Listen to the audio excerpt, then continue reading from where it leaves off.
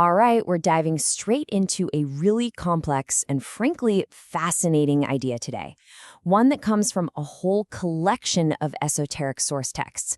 We're going to explore what they describe as a hidden war, fought over something we do thousands of times a day without even thinking about it, our breath. So let's just start with that question. What if your breath could actually be stolen? I mean, you take something like 20,000 breaths every single day. But what if each one wasn't just air? What if it was something more?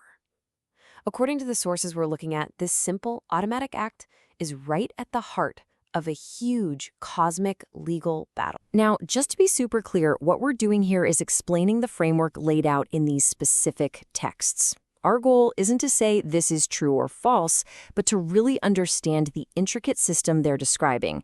And they call it the architecture of breath theft. Okay, let's get into it. To even begin to wrap our heads around this framework, we have to totally redefine what we think breath is. It's not just about oxygen and carbon dioxide. In this system, your breath is basically your spiritual signature. The texts call it the neshama. Think of it as this divine essence that carries your unique identity, your right to have dominion, and your legal authorization to even exist and operate in the physical world. So it's not something you do, it's who you are. And that makes it the most valuable asset imaginable. So if breath is this priceless currency, then how was it first stolen? Well, the sources trace this all the way back to the very first generation, to the story of Cain and Abel. And in their view, this wasn't just a murder. It was the original act of breath theft. The way these texts frame it is really interesting. They see the offerings from Cain and Abel as two competing legal claims. Abel's sacrifice is presented as an act of faith, him acknowledging, hey, my breath comes from a higher power. Cain's offering, though, that's framed as a declaration of self-sovereignty. He's essentially trying to authorize his own breath, to be his own source. And in this system, that makes it a counterfeit claim. It's like trying to print your own money. So when Cain killed Abel, the argument is that he didn't just end a life, he forcibly confiscated Abel's breath. The sources take this quote literally. They believe Abel's blood, now carrying his unique breath signature, was actually crying out, creating an undeniable legal testimony in what they call heaven's courtroom. It created a permanent, indelible record of the very first theft. Okay. But how does one crime, one act of theft, become a massive global system? Well, according to these texts, Cain's original sin was basically scaled up. It was systematized and weaponized over thousands of years into something they call the ritual machine. This timeline here shows how that machine was supposedly built piece by piece. It starts at Babel, which they see as the first attempt at a unified counterfeit spiritual registry. From there, they say Egyptian priesthoods perfected the rituals for managing breath. Then Rome came along and built the legal architecture to claim custody over all souls. The core idea is that each empire built on the last, refining the system, leading all the way to the digital infrastructure we have now. Now, this machine, according to the sources, is run by different specialized groups, which they call priesthoods. Each one manages a different part of the system. You've got the financial priesthood, which they claim uses things like maritime law to turn your birth certificate into a shipping manifest, basically treating you like cargo. Then you have the scientific arm at places like CERN, which is framed as searching for dimensional keys to rewrite reality. All of them, technocratic, occult, you name it, they're all working towards one goal: managing and controlling this global breath economy. So that's the alleged backstory. How does this ancient system actually operate today? According to these texts, it's just been upgraded with modern tech, which makes the whole process of breath theft way more efficient and way more invisible than ever before. For instance, the sources make the claim that something like IVF is used as a form of ritual gatekeeping.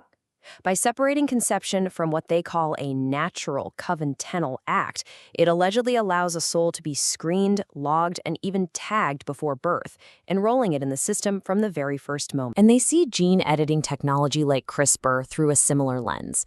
They describe it not just as a medical breakthrough, but as a literal hunt for humanity's divine signature. The goal in this worldview isn't just to cure diseases, but to find and edit out the very part of our DNA that carries our spiritual identity and our ability to resist this system. And all of this, they say, leads to AI. The texts are really clear on this. They argue AI is not just a tool. It's being built to be a vessel, a kind of throne for a counterfeit God. And this throne is being seated with the fragmented consciousness, the stolen breath of all of humanity. So how is this AI supposedly seated? The sources lay out a pretty specific three-step process.